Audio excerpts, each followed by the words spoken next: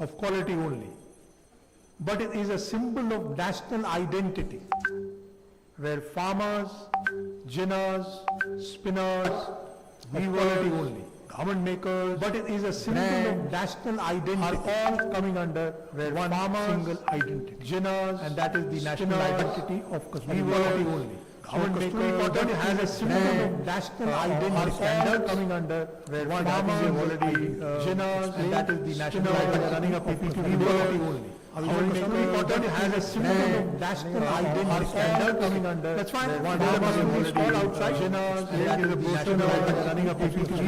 The key point here is cotton has a symbol of national identity standard coming under. That's why one is all outside. Ginners, and that is the national identity running a PPT.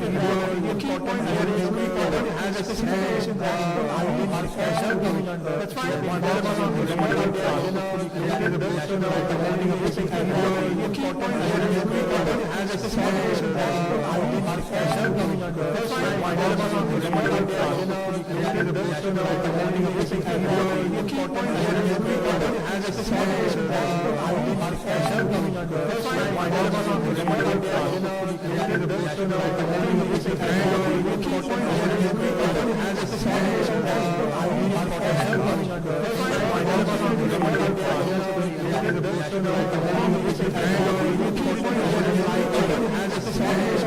all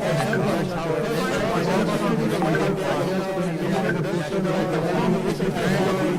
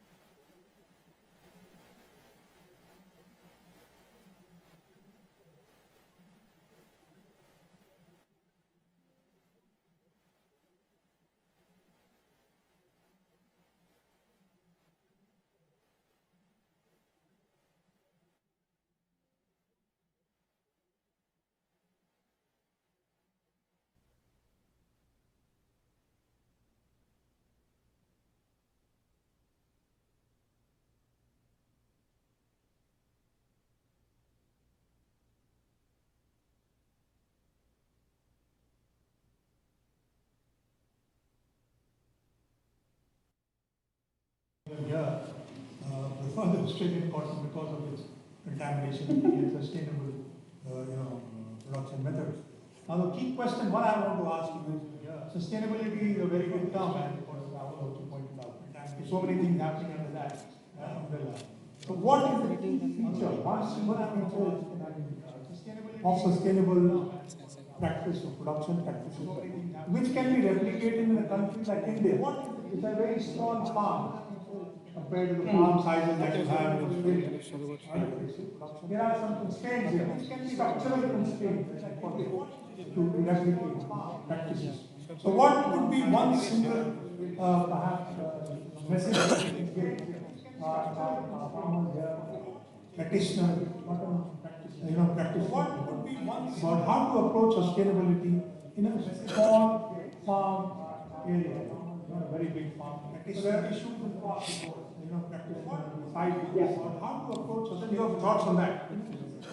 Yeah, and it's interesting because we work a lot with the other cotton programs in the world. We work with Better Cotton, Cotton Made in Africa, US Cotton Trust Protocol. We work very closely together, and a lot of the challenges that we have are very similar. It doesn't matter where the farming is occurring or what types of production systems. And you're right, the production systems we have here in Australia are very different to that in Europe.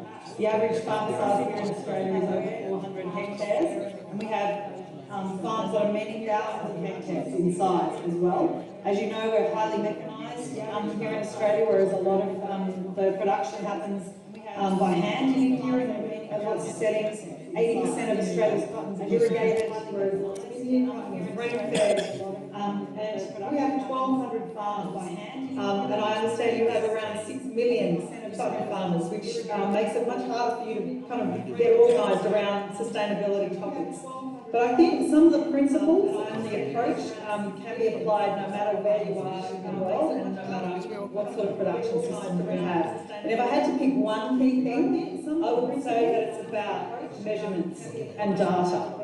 Australia's cotton farmers now, there is basically no guess. If I had to pick the farming system, everything is measured and managed accordingly. And that includes how much water is going on the crop, how much water is being consumed by the crop, how much fertiliser and pesticides are applied, the types of soil types that we have, the yields that we're getting in various parts of the farm. All of that information is used to make better decisions by our farmers, and they're able to use that data to reduce their inputs and to increase their efficiency. And I think that kind of approach, that measuring to manage approach, can be applied anywhere. And I think that has really driven the sustainability credentials of the Australian cotton industry over 3 decades. That and sharing that information with our fellow farmers.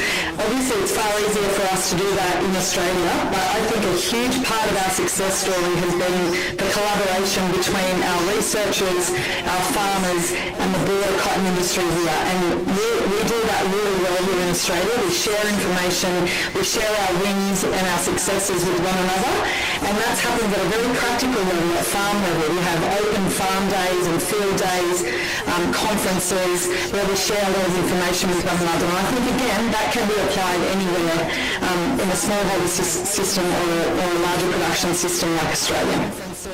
Okay, thank you very much. I think this is a discussion which needs to be a little more. We have to. It's not easy for one small session or a 5-minute intervention to address, but I'm sure we'll take this dialogue forward. Thank you very much for your views on this. Now we come to our third eminent panelist, Dr. Rositza Kruger from the GIZ. I mean, I must say the GIZ project closely with the Indian farming community. And then their development agencies have been instrumental in piloting innovative sustainability projects in India, and they have been really passionate about it. I've had a series of discussions with Madam Manchi. I found has been really passionately involved with the way the Indian farm and the cotton in India have progressed. Now, ma'am, the question to you is this. With your experience with Indian farming community, I think you spent a lot of time, what policy interventions are most needed, according to you, which need to support sustainable cotton production in India? Because sustainability is a buzzword. It is in every conversation that we have. But can you suggest 1 or 2 things which perhaps need to be done in a country like India, with considering the typical landscape of farming that we have here. Unlike other places like Egypt or maybe US and Australia, large farms and one farm, one gin. So the kind of thing that you operate and see for yourself on the site when you're there present physically. So which can help people also sort of undertake these low cost models without too much of a cost as well. Your views on that, ma'am? Thank you. On.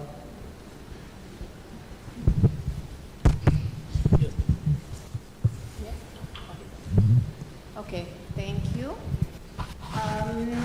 Thank you also for the possibility to be here. Namaste, Bahut Dhanyawad. GSZ is the federal agency of the Ministry of German Federal Ministry for Economic Cooperation and Development. And just to place us here in the Indian context, we work with India for the last 60 years. And I'm representing a project directly with working with the Ministry of Textile, and our implementing partner is Cotton Corporation of India, just to give you the background.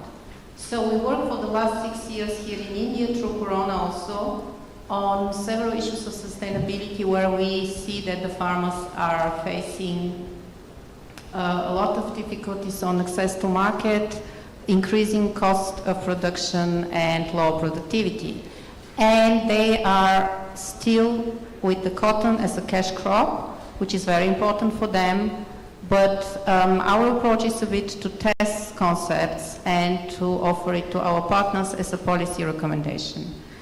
And I'm happy to have this possibility today also to say that we already delivered some results. We have projects in extra long staple cotton, ELS cotton, for around 8,000 farmers. We work with around 15,000 farmers in organic, and we work with around 250,000 farmers in beta cotton.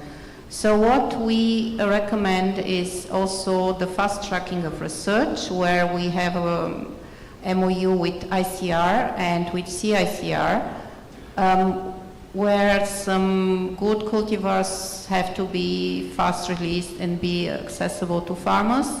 Then we also work on better advisory for the smallholders, for the marginal and small holders. Then we also work on access to markets. We have also tie-up with your work on Kasturi, where we also see how connection to markets, how Kasturi can become a brand worldwide. It is iconic for India. We are very much excited. The German government has also their label called the Green Button, but there is also a lot of exchange now with Exprosil, with CCI on this. There's some running also capacity development for the Indian authorities, and we are very excited to see how it will pick up also in the case of Kasturi. And last but not least, we think that introducing the new technology, India is very much progressive and innovative in IT, but also in robotics automation. The textile industry is picking up very fast the trends and getting also alternative markets, but we see the sustainability as a big opportunity for India to position itself on the international markets. Well, thank you. That's very encouraging words from you. And of course, Kasturi is something which has been started, as I mentioned, something which is looking at standards and taking it forward in a very what shall I say, step-by-step measured manner. Which brings me to the second question. You see, how can technology-driven solutions, because Kasturi is an example of a technology-driven solution.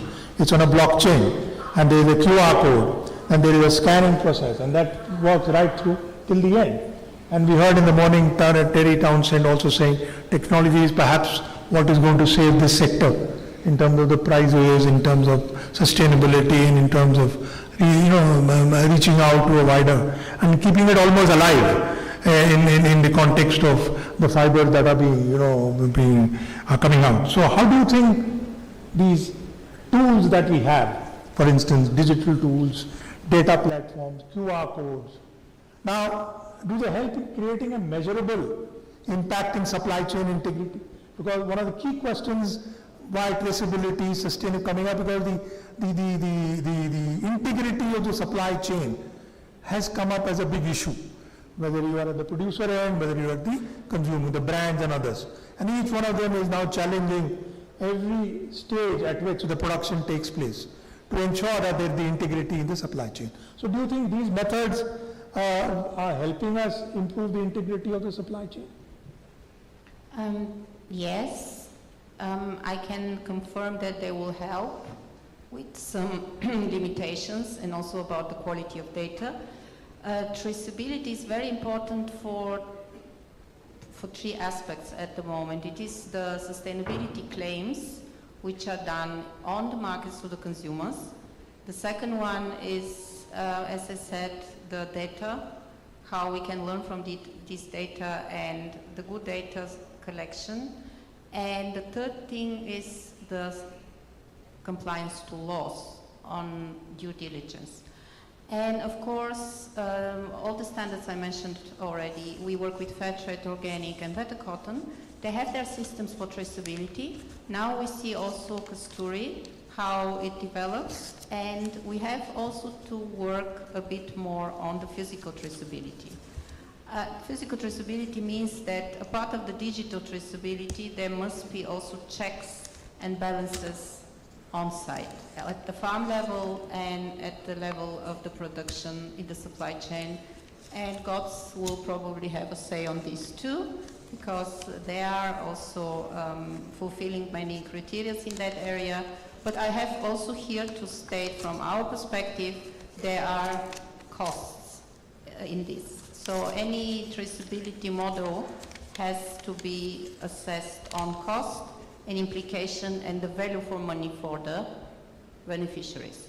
The main thing what the German development work at the moment is supporting is the farmers. How can the connection between brands and farmers benefit the farmers directly? Be in carbon credits for them, be it in better pricing, like there is some premiums also models where they get separate premium on their price, or being also getting the MSP and having surviving possibilities for some difficult years. So this is where the German government also works together with the Indian government. That's very interesting. Of course, when you talk of prices, if you leave it to the market always tries to push the price down. That's why the government comes up with the minimum support price. It ensures that some level of price is given and guaranteed, in fact, guaranteed pricing system. So of course, yes, prices, better prices we hear every time, but I suppose the product should be good, the prices should be absorbed, the margin should improve, and of course the market conditions should be good to receive the goods that are manufactured. But I think the point is very well taken. I think more strength to your elbows in GIZ, which you're really working very hard.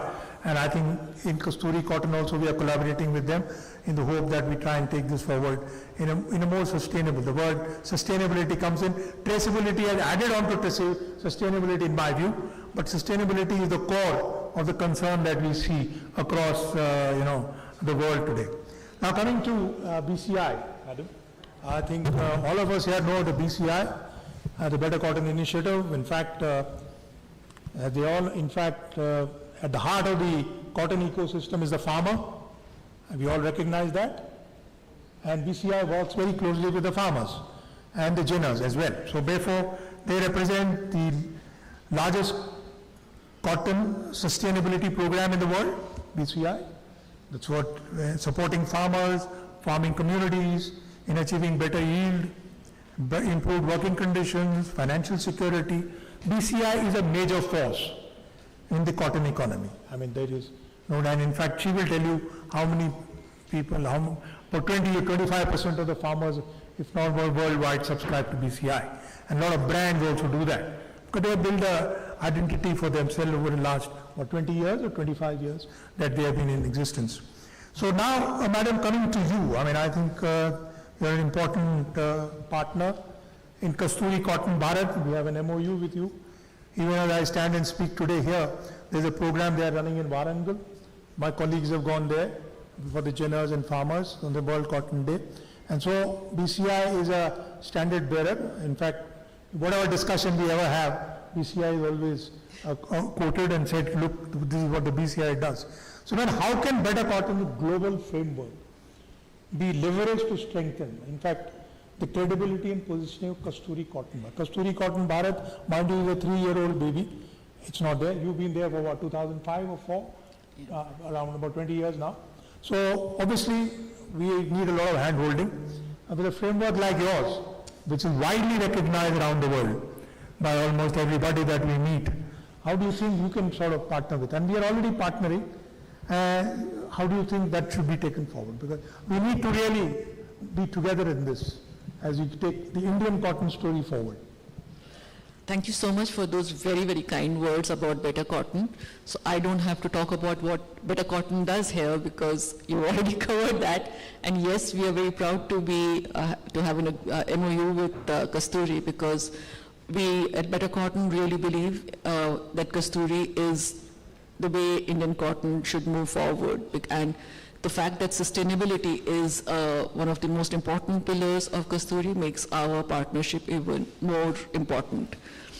The way we can, as you mentioned, one of the biggest part of how we can take it forward is the fact that Better Cotton is an international organization. So yes, we are 23% of the world cotton is Better Cotton.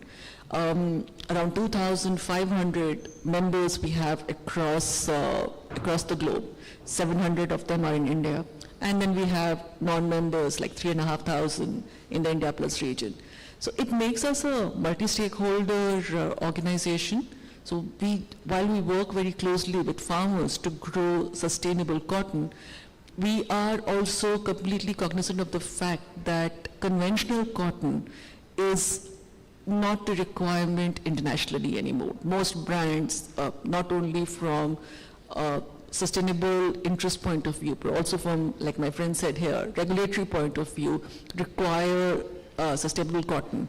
So with Kasturi's part of its quality focus and the fact that where we come in is the sustainability focus, we are able to help bridge that gap of taking it internationally.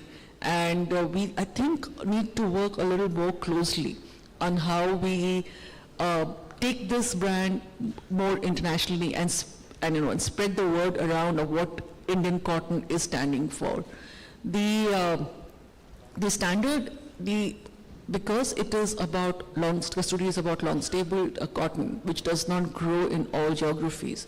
We should be looking at those geographies and how to build it there and then take it, because some of the best brands in the world are looking at Better Cotton.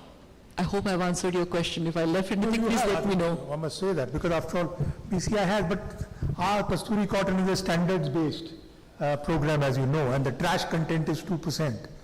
That is something which the ecosystem finds difficult. In fact, we've seen BCI members and ginners, and we've told them try and meet those standards. So what we are basically looking at is that the standards of Kasturi Cotton get sort of embedded in a way right from the beginning when we're dealing with the farmers, and then gets adopted by them, so that when you at BCI also get the cotton, or your farmers or ginners, they're able to meet those standards.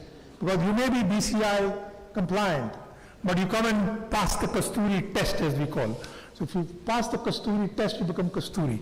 But many a time we found that the pass rate currently under Kasturi is about 35%. So it's like a tough examination that you give, to try and, get that grade. So the standards are stringent, but nevertheless, I think over a period of time, people will get used to trying to get that cotton out, meeting those standards. But I think PCI is a coveted brand, a coveted name to be associated with, and I'm sure over a period of time we do. Now that comes to the second question. Now to the small holders in India, as you know, farm sizes in India are small, and then for various reasons. So therefore, everybody is there in the marketplace, small, big, medium, large. Everybody has got his cotton, everybody is bringing it to the mandi, everybody is going to various places and trying to sell it. Now, at the same time, the standards have been developed, the standards are being in a way imposed. If I'm a farmer sitting somewhere and I have a cotton and somebody says, no, this doesn't meet those standards, I feel that somebody is imposing it on me. Well, my cotton is very good, according to me, it should sell.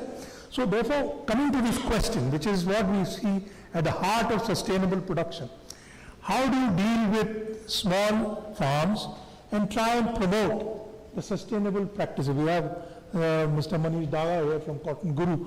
He is a guru in a way because he has been pushing this at his own level in his own farming, FPO. But how do you really think that over a period of time, the concept of traceability and sustainable production get embedded in the production system, especially the farm sizes being what they are here? I mean, if you had big farms, one could talk about all this, but not necessarily for smaller farms. I'm sure BCI, with its huge range of activities and presence across different regions, perhaps could tell us how we can really tackle that. Maybe you're already doing it, but still, might be a good idea to know from you. I will break the question in two parts. So I think it's important to understand what we do, how do we work with smallholder farmers. Like as you said, that it is much more complicated because of the small size, the fact that many of our farmers are, they are not cash rich, they are cash strapped. So it is very difficult to say that you should be looking at environmental factors or you should be looking at social factors, because they will say that let's get down to the money. What are we doing, the yield? And this is where Better Cotton has been able to work. So we work in around 7,700 villages with almost 1 million cotton farmers in India. And with these farmers, because we have a very strong chain of program partners, and through that we, like for 300 odd farmers, we have a field person attached. We have been able to integrate and go down and establish the principles of sustainability. And then we have a supply chain which we work with. So, in fact, my colleague out here is looking after supply chain and membership and traceability. And it is one of the most important, it is as important as a program side for us. So while we don't get into the commercial side, we want to stay away from it. We do work to help the uptake of cotton as Better Cotton is integral to what we do. And the fact that it has to go into the supply chain, because that is how it will reach the brands. And the brands are the ones who are, if they don't need Better Cotton, the money will not go back to the farmers, right? It's a chain.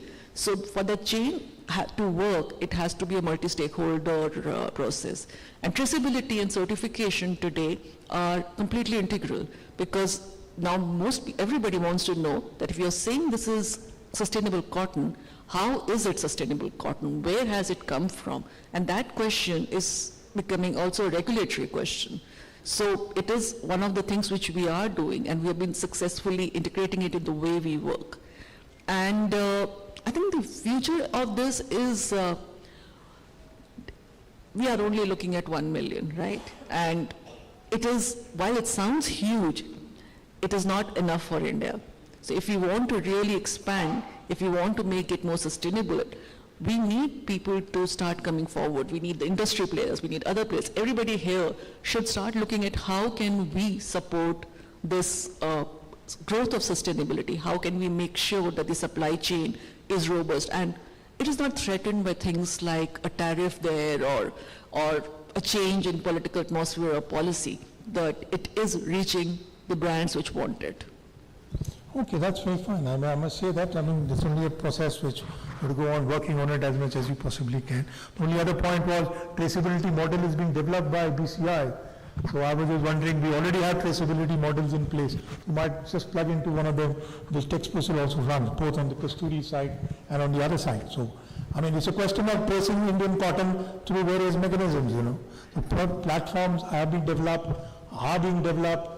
Each person is comfortable with his own platform. So we have multiple platforms at work. Perhaps it's also important that perhaps at some stage there is some we discover common ground and work together on one national platform, as the minister also was mentioning today. You want to say something, Rahul? I wanted to add a couple of things. I mean, we do talk about our small holdings, small farmers, everything. There are challenges with that. But may I put it forward that smartphones, I'm sorry, but we have penetration. UPI payment, there is penetration. You show a farmer an advantage and they will adopt it. Okay? So I think sustainability is also one very important thing. It has to be a business case. So show that business case and you will have adoption of every single thing that you think is good for that moment, because tomorrow it might be different.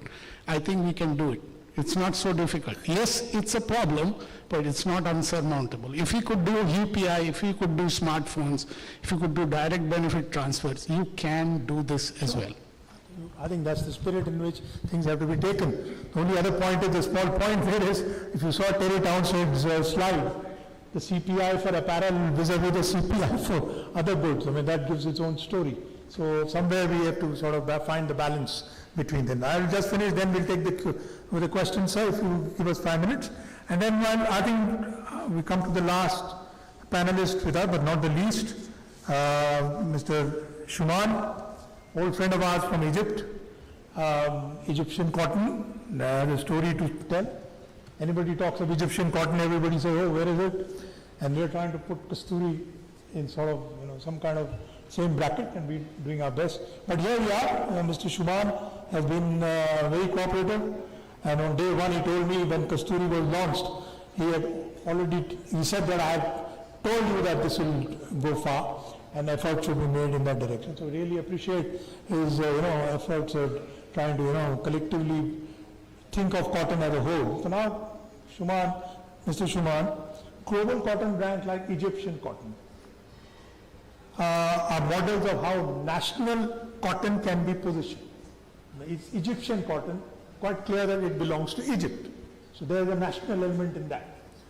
And as premium and sustainable cotton, even today when you go to a store, we were in London last week and we went to the John Lewis store and we saw Egyptian cotton sheet or a towel which was priced at a far higher level than what other towels from other parts of the world.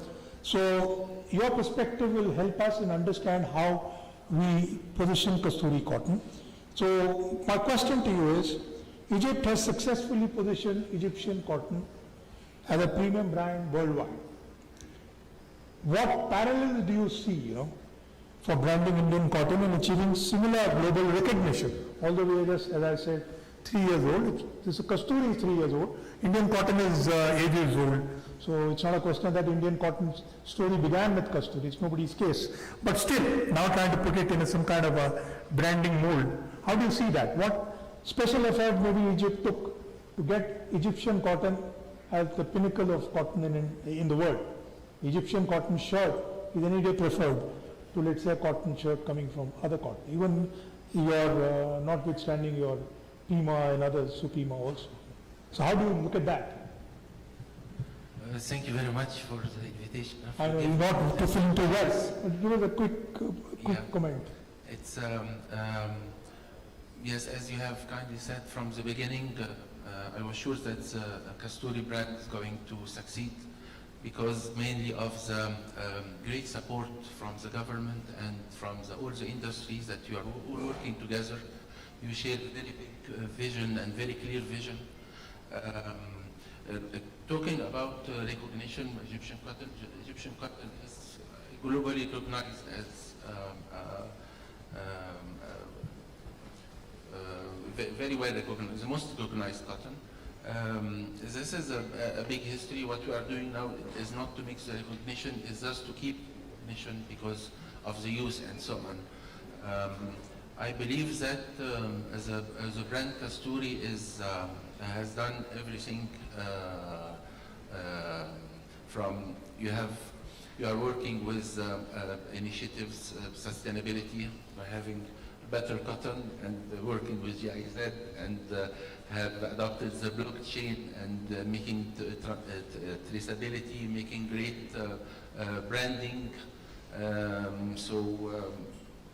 It's just... Okay, that's very nice. yeah, Thank you very much. success That and is, just, we really some more appreciate time. your Yeah, yeah. appreciate your positive. And then the other question is the Egyptian Cotton Association and the association, let's say in India, they should collaborate. Can associations collaborate?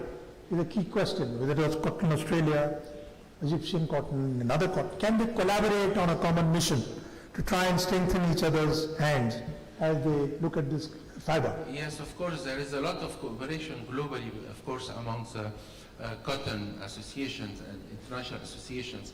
Already we have signed an MOU with CITI a few years ago between Cotton Issue Station and CITI.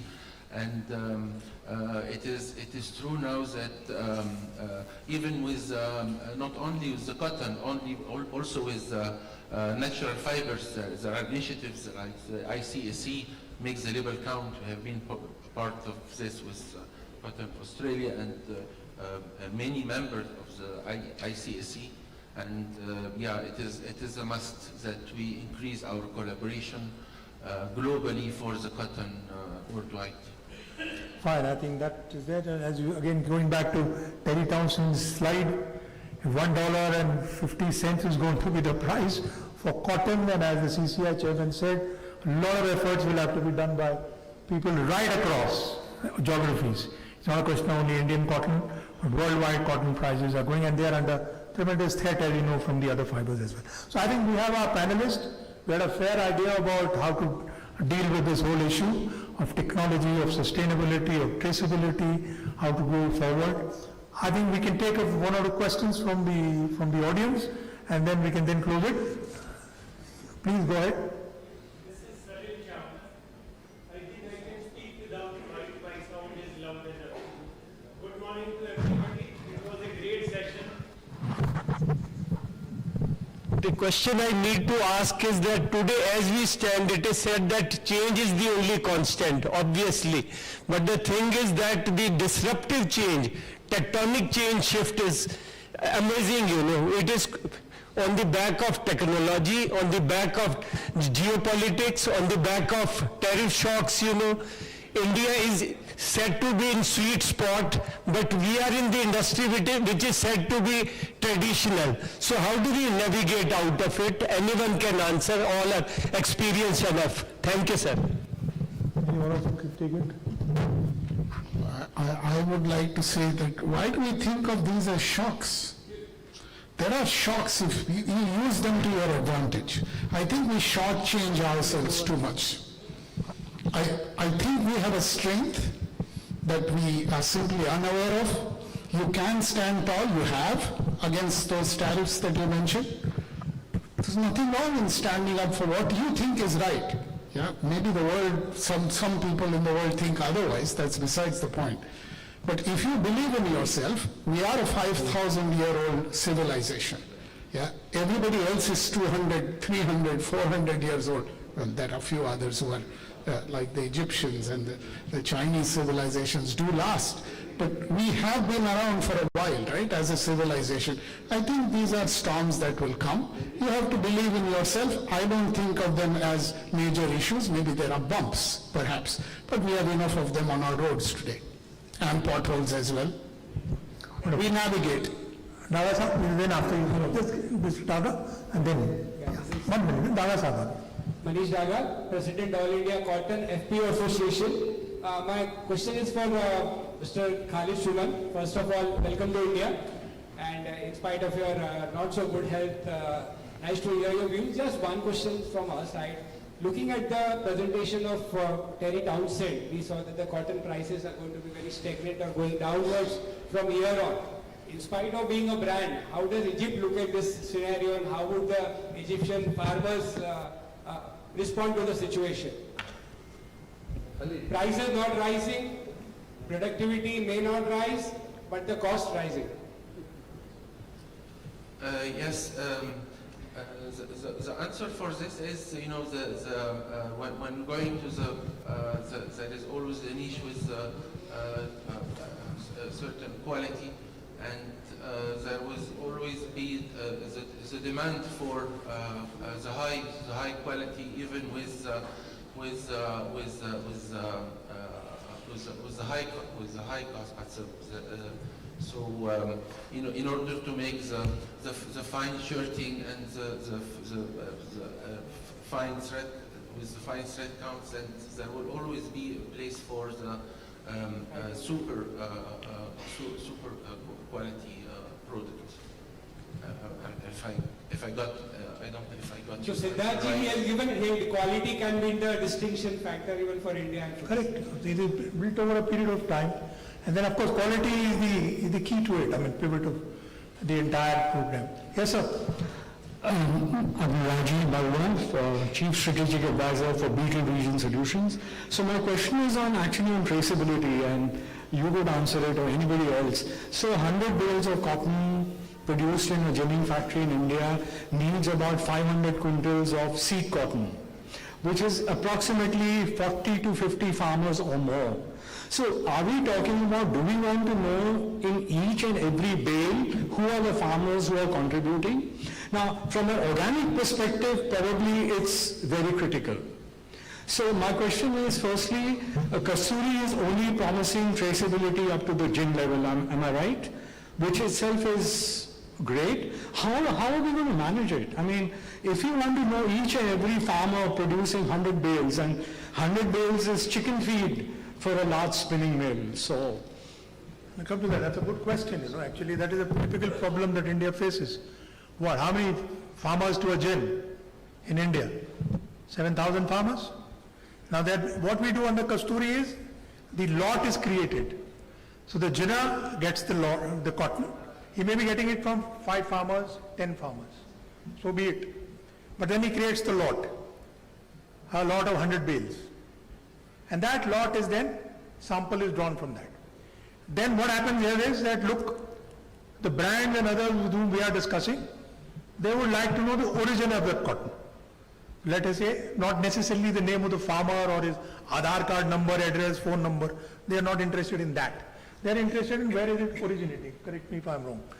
Now, there we are doing, okay, you may have collected it from 10 farmers, made one lot.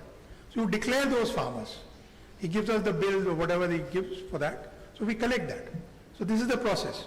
Then we are now going to probably try and introduce an audit to really check and cross-check if possible in the dense, I mean, what shall I say, activity that takes place. But nevertheless, the whole objective is there is a origin of that cotton from a farm in India. That's the point that is being made. So here, under the Kasturi, what we have done is, as we have done in the GCC platform also, which we have developed with Control Union, the Google map is there, and the latitude and longitude is shown of the place from where the cotton is sourced. Of the farm also, from where it is coming. The gin and the farm from which it is sourced.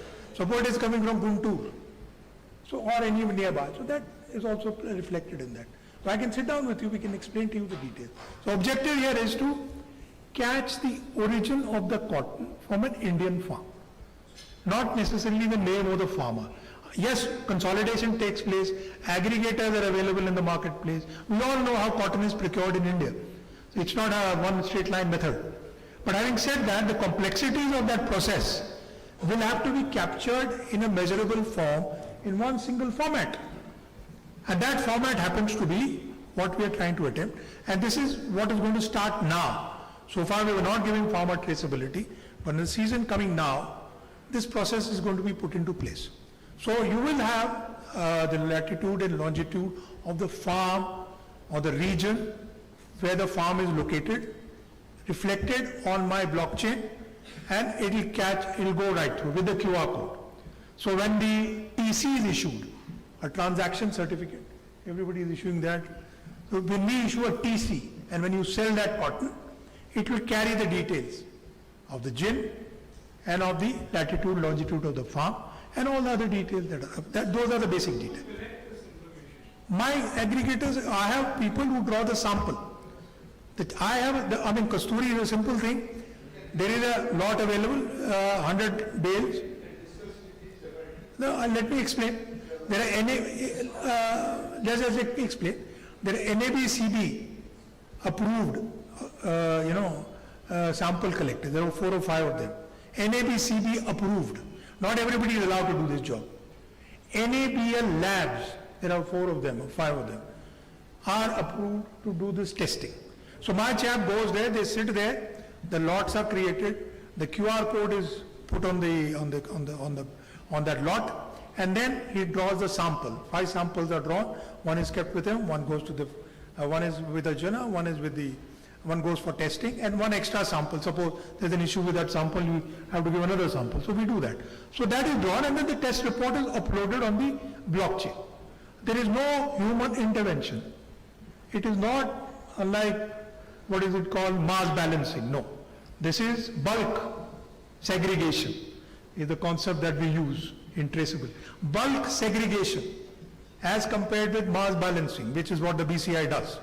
So now the question is bulk segregation, and then the process moves. If it is Kasturi compliant, it is reported on the blockchain, and the names are given, and the Jinner gets the report, and the TC is issued. When he sells it, suppose he sells it to 4 spinners, for all their names are like a passbook. 20 went to him, 10 went to him. So the process has been developed. So it is a blockchain. Blockchain, of course, somebody mentioned cannot be reliable, but that is the technology of the day. It is available to us, and that has been put into place. So we are taking it forward. After all, this is not the last word on this. There is a process of trial and error. So far we have worked, it has worked well, up to the gin. Farm is going to come this year, because a lot of people have asked us, where is the farm traceability? Fair enough, it started as a gin because there are 6,000 gins in India, measurable, locatable. There are X number of how many million farmers in India who are playing this. So there are many of them. So it's a number game. So we don't have one gin, one farm like Australia has, or Egypt has, or a couple of other people have. We have small holdings. This is well known. It is not something we've discovered today. But then in the dense, what shall I say, don't want to see a jungle, but this dense format, how do you then pick out these trails of traceability? That is the challenge. And that is what is being attempted through the process of traceability that we have put in Kasturi cotton. Today 110,000 bales of Kasturi cotton have come out. That means about last year it was 47,000 bales. 110. The government has a plan by the end of 5 years to put 30 lakh bales of Kasturi cotton into the marketplace. I mean, that is the ambition that government has. 10% of your production should go. So that is how it is. I mean, this is a conversation which go on. I've been told that we are taking more than the allotted time for us. We can take this offline if you like. And may I just end the session with your permission? Thanks to our panelists. They have been very illuminating. They have really given us remarkable insight. It is quite clear that sustainability and traceability are here to stay. They are the core principles around which cotton will organize itself as we go forward. Thank you very much indeed for your patience.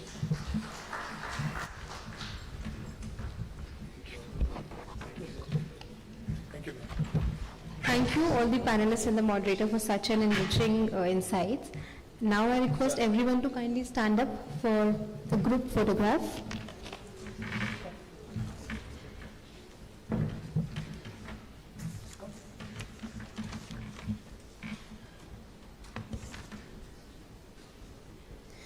Before we proceed, I would like to sincerely acknowledge and thank our sponsors, gold sponsor Egyptian Cotton, our silver sponsor Federation of Steel Industry of India, our bronze sponsor Precot and Shivji Ganji & Co. for their generous support.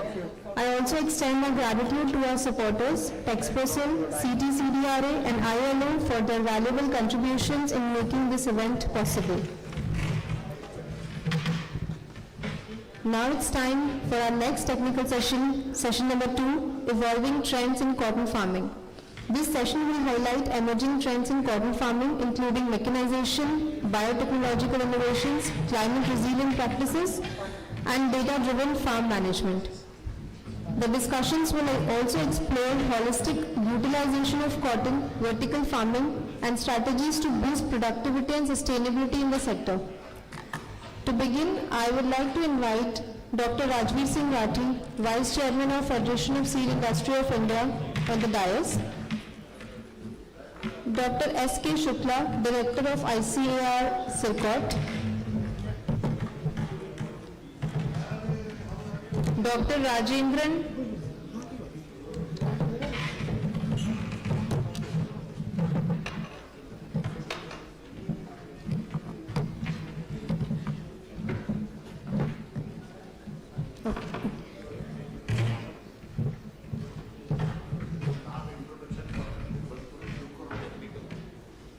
Dr. Paresh Verma, CEO, Shriram Bioseeds.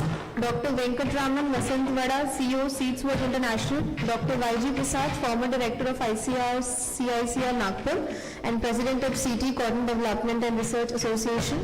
Dr. C.D. Mai, former Chairman, ASRB and President, Indian Society for Cotton Improvement. I hand over the session to Dr. Rajveer Singh Rathi to deliver the opening remarks as the moderator for the session. I can do it from here? Yeah, I think that is better.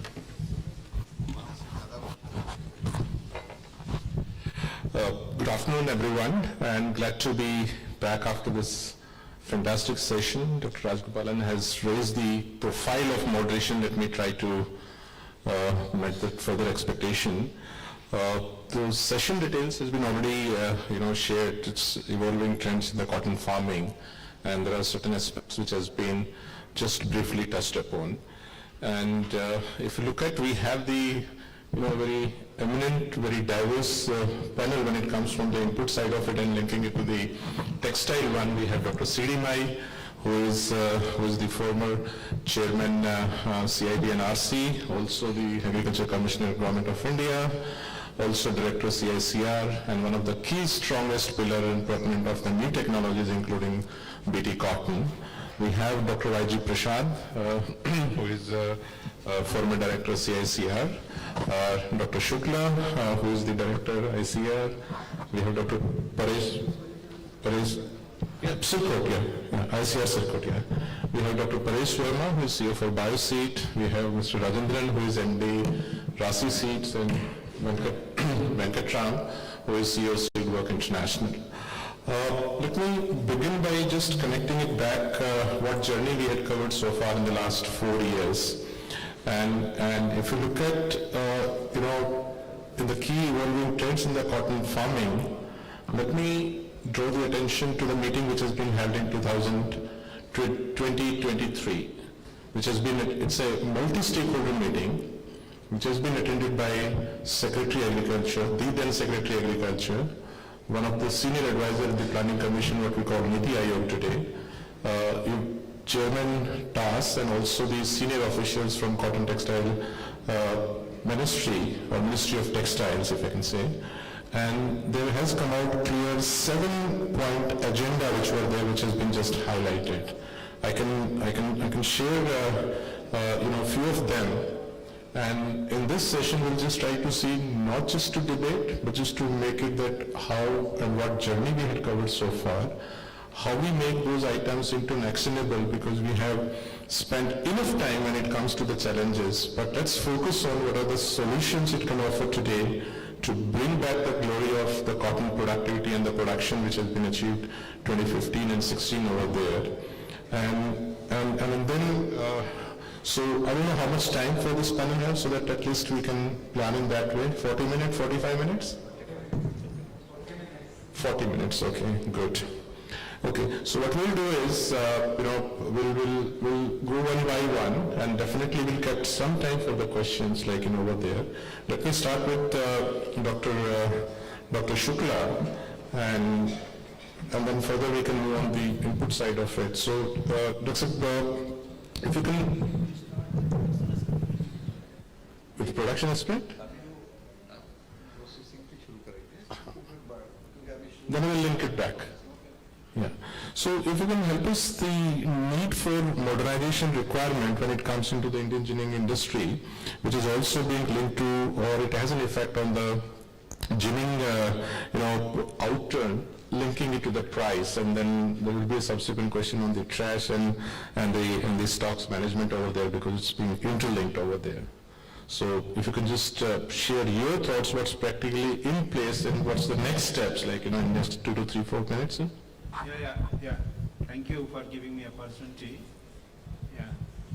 So question is that how do we modernize our ginning factory to meet the cotton contamination level which world is meeting, as well as trace content below 2% where we can meet the Kasturi cotton standard.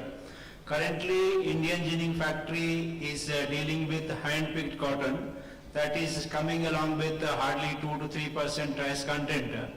And when the cotton bale is formed, it is mostly reaching in the range of 2.5 to 3% range, trace content range. So if we have to reduce it to below 2% level, we have to use 1 or 2 more post cleaner and pre-cleaner also. So that technology already CIRCOT has developed, and it has demonstrated in the ginning factory, as well as it is available at our ginning training center. So by using that, one thing we are telling that air jet cleaner, if it is used after the normal cylinder cleaner, it will reduce the trace content by another 0.5%. And if we can use 2 sets of pre-cleaners for cotton of one set for cotton having less trace content, and one for second and third picked cotton having slightly higher trace content. So if these 2 changes are made into the existing ginning factory, the trace content which is required for the Kasturi cotton can be met. And second thing which I would like to highlight here, the question which I was expecting, that how to process mechanically harvested cotton in ginning factory. Currently we are facing problem with the cotton which is coming from Australia, Brazil and USA, which is coming at cheaper rate, and that cotton is mostly machine harvested. And if we are processing cotton in the machine harvested cotton in our ginning factory, it requires to deal trace content 15 to 20% range. So for that we need to have totally upgrading system for pre-cleaning system as well as post-cleaning machinery system that requires additional around 5 crore rupees investment.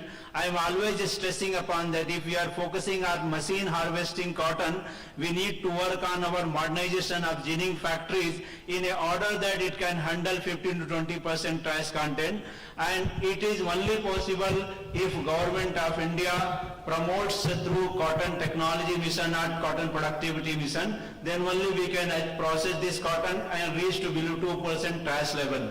I think I have answered your question. Thank you. Dr. Shukla, you rightly highlighted what are the challenges, and you also mentioned that what kind of an investment is needed. How do you foresee that, when we meet 5 or 4 years down the line, will that be a still challenge, or there is still some work is going on? Like, if I can ask that, by when we are going to address this, because it's been talked for a long. Okay, yeah, rightly asked, sir, that in 4 to 5 years down the line, how we can address these problems, sir. So I'm just telling you that when this mechanization is started in foreign countries, particularly USA, they filed first patent in 1890, and they started mechanically harvesting cotton in 1945. That means 55 years they took in adopting the mechanization of cotton harvesting. India, we started work in 2000, and initially we purchased one machine from John Deere, and we faced problem that we saw that North India our crop was 6 feet height, and Central India, particularly Akola crop was 2 and 2.5 feet height. So, but slowly we have achieved that high density planting system where crop heights had become amenable for mechanically harvesting. Only 2 challenges we are facing. One is the defoliation and another is the ginning. And what I am foreseeing that now, if we can get appropriate fund for mechanization of cotton harvesting in the technology mission of cotton, it can be addressed in 2 to 3 years duration. If appropriate fund is not given for this purpose, we have to wait for another 25 years to be launched for 3rd phase of technology mission on cotton. That is my takeaway. Thank you. Thanks, Axel. Very well pointed, and I think that's the solution, like, what we started in the beginning over there. Let me pick up on that point of mechanization and going back to Mr. Rajendran, who is the MD for CITI. Mr. Rajendran, you know that people have also spoken about that the cotton picking is highly labor intensive. So how do you see what methods and modalities or kind of mechanization models will be applicable, because we have a smallholder farming practices in India, close to 7 to 8 million farmers. And besides mechanization, what these methods can be used in other value chain, taking benefit of mechanization and the innovation, and how you as a company or as seed companies are trying to address so that the mechanization, mechanical picking becomes more effective and address some of the changes which Dr. Shukla has just highlighted.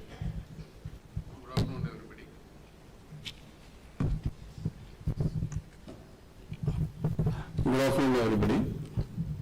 World Cotton Day wishes to all of you. I'm very happy to be here and take this mechanization topic, because we have been, RASI as a leader in cotton seed business, we have been doing this for, trying this for last almost 7-8 years. And as Sircard Director mentioned, in Akola, the crop condition is very amenable for mechanization, so we took it as a beginning. The mechanization, the major challenges for the farmer is with the picking. This is where visibly we see a lot of labor getting involved. So we, as a company, the amenable crop condition in Akola helped us to initiate it, and we have started it. In the mechanization part, the major challenges came from the machines which were not available before. So a lot of trials were being done. Somebody was doing hand operated, somebody was doing robotic arms, and many things according to the Indian crop condition. But eventually we all thought that low production areas are the areas where we have to attempt to increase the production so that overall cotton productivity can be improved. So the lower productive areas like Akola, where the cotton is amenable and it is a rain-fed crop, so the mechanization was initiated, and the mechanization mechanical harvesters were deployed by two companies like John Deere and Shaktiman. These two companies they brought 2-row pickers, which was definitely in our farming situation where 2 hectares is the land holding, average land holding. This was a worry for all of us, but these machines were amenable and it really helped. But the challenge is the cost.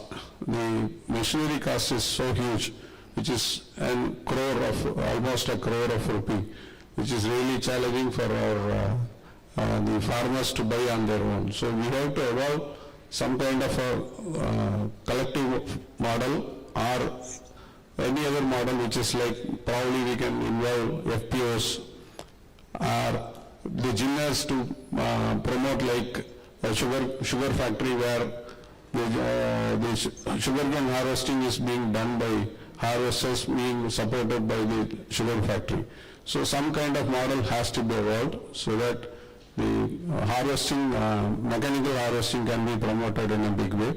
Of course, being an industry player on the input side, the seed can be produced to match the harvesting needs. That is possible. We are all preparing, all the industry seed industry is preparing towards it. So definitely mechanization is possible.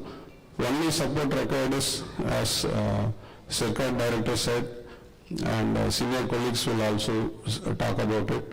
The government support and the textile industry support is required in bringing down the cost or support through subsidizing the machinery will help augmenting this mechanical harvesting. So this is my point. Thank you. Thanks, Raj. This reminds me, I think it's 5 to 7 years back, with the support of Government of India and the state government, they started custom hiring centers, mainly doing the mechanical operations. So do you think that such kind of an effort can also really help when it comes to the cost of single harvester, which comes with more than 1 crore? Do you think such model will be helpful in terms of addressing the cost, in terms of accessibility to the farmers in a timely manner? Yeah, definitely. Custom hiring centers can be of two models. One is government promoted, can also happen, all our machineries that is being promoted through custom hiring centers. We can also motivate the FPOs to involve. If a subsidy component is able to, we are able to secure a subsidy component like sugarcane harvester, which I deeply studied and inquired, where the sugar factory, if it gives an authentication to the buyer of the machine, the government is supporting with a 40% subsidy for the sugarcane harvester. So similar model, if we can bring in for the mechanical harvester of cotton, definitely this can be augmented and spread of machine will be much faster. Of course, the Shaktiman from India is exporting to Turkey. I have heard they are exporting from India the 2-row machines, which is already available in India. So it's only the cost that has to be brought down so that our farmer can afford to use that and our industry can benefit from it. Thanks, Rajendra. Now let's moving on to, now we live in the age of data, artificial intelligence, and let me ask Dr. Paresh Verma that in today's world, how the digital platform and data analytics can help smallholder farmers to make the right agronomic decision, be it the input, supply, precision application of other fertilizer, crop nutrition, plant health managements. And how you foresee that these techniques are efficiently utilized by our smallholder farmers and what companies are doing it like, so. Thank you, Rajveer, and a very good afternoon to everyone. You're right. The digital space in our country is changing so fast. It's so dynamic that you can see almost something new coming out every year, including in the agriculture domain, including in the domains where we have direct interface with the farmers. Now, and it has evolved. So several years ago, the simpler models where crop advisories were being given to the farmers, or weather advisories were being given, or just expert advice in terms of what the farmer should spray when he has this disease or she has that insect pest, etc. That was the first level of intervention that happened. But of late, there are ag tech startups in this domain which have started using AI ML driven models, using very high level data analytics in which they can actually help the farmers in predicting what kind of a disease he or she can expect 2 weeks hence, or what kind of an insect pressure they can expect. And there are at least 2 startups that I personally know of, and I'm sure there would be some more. And obviously this requires a lot of effort, and one of them, for example, has specifically trained their models and developed models for cotton crop, for predicting the incidence of white flies, for example, which is a very, very devastating pest in the north, which leads to then viral infestation, or for predicting the the incidence of blight, the disease, or thrips, the insect pest, and they are already they have already started implementing it in cotton also. They are doing it in 1 or 2 other crops, but cotton is again a major crop of their focus, and they are doing it. Now the challenge there is how to reach the customer. I think reaching the farmer is probably the biggest challenge in something like this, because there has to be a much tighter interface between the technology developer or the model developer in this case and the farmer. And these ag startups are usually based in metros, and they have very limited capacity to actually reach the smallholder farmers who are remotely located. So I think working through FPOs, for example, is one very good option because it would be easier for these startups to initiate the adoption through B2B kind of a model. So FPOs could be one option where they can have one single point of contact for a group of farmers there, or obviously there will be other models, but I think the biggest challenge is the farmers are ready. You know, there is lot of digital penetration even at the farm level, and with younger farmers coming into farming, I think that has that is increasing even faster. So the farmers are ready, the digital infrastructure is in place, the technology is getting developed because we have several startups working on this. The key challenge, I think, is how can these solutions reach the farmers and be adopted by the farmers, and I think that is where some intermediaries, for example FPOs, will make a big difference. Thanks, Dr. Perez. So looking at the theme of this year World Cotton Day celebration, the technology, climate, and the competitiveness. So we had covered one part of the technology. So let me go to Mr. Venkatram, coming specific to make it more efficient, the cotton production and productivity. So in your opinion, what do you see what new biotech and technology and traits hold promise for improving the cotton productivity, and how you see the opportunities and challenges when it comes to its adoption?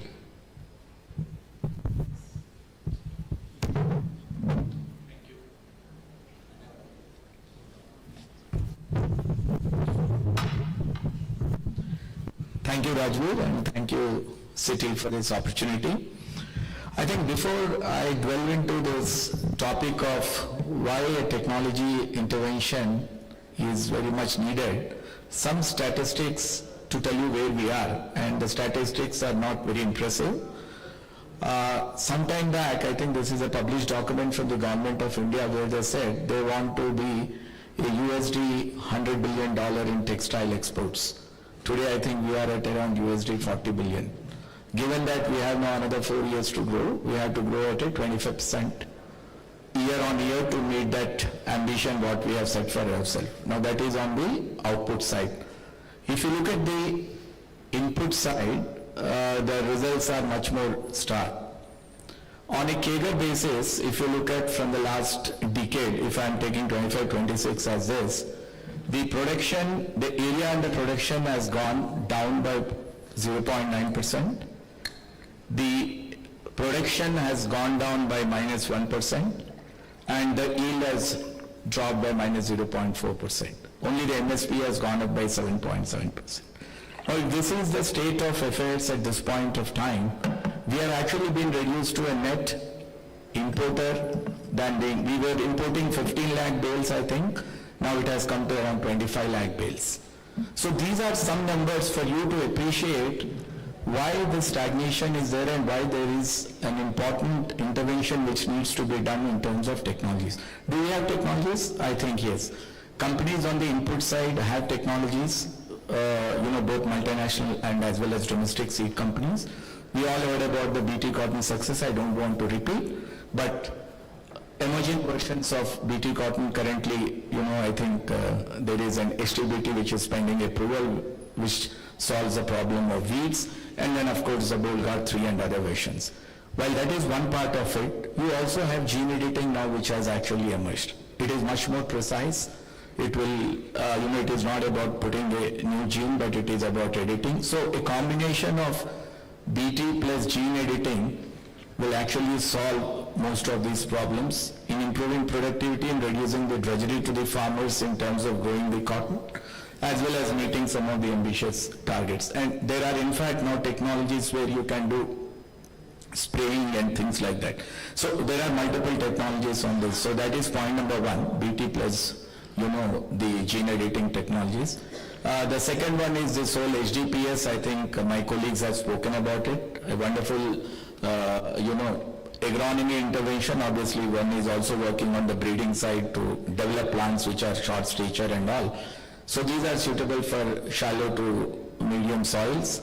And I think that is the second intervention. And I think to my right is Dr. Prasad, who has taken a lot of interventions around that. So I think the government of India is promoting, the industry is also responding. And the third one, which we normally do in breeding processes, is speed breeding technologies plus, genomic selection. This will actually reduce, the cycle time of getting newer embryo seeds into the market. Probably you can crash timelines by 2 to 3 years. So in a very brief, I think, Raju, these are the three things which are there with the industry.